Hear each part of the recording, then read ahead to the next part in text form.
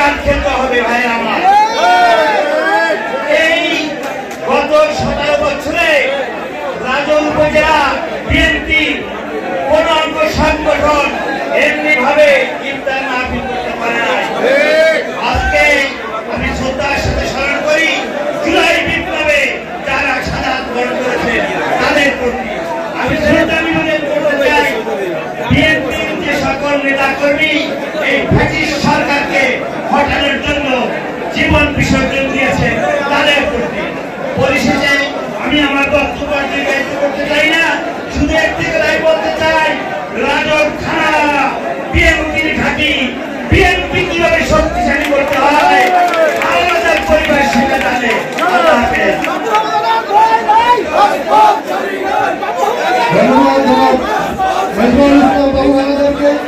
এখন আপনাদের সামনে বক্তব্য নিয়ে আসেন আজকের এই অনুষ্ঠানে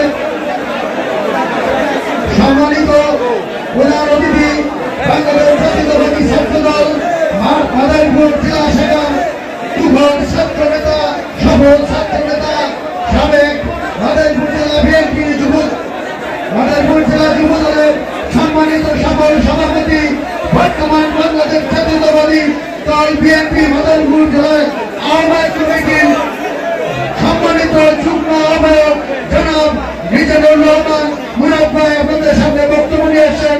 ইতিমধ্যে আমাদের মাঝে উপস্থিত রয়েছেন বিএনপি নেতা রাজুর উপজেলা মানিক।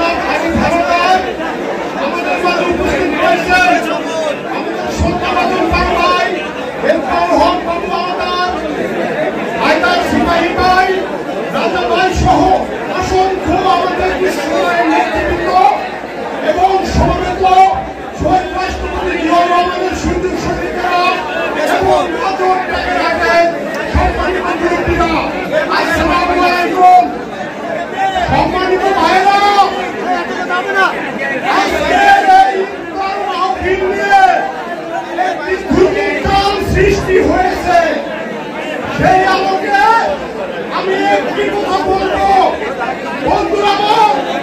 19 তারিখ 19 মাস বাবু হাওলাদার আমাকে টেলিফোন করেছেন।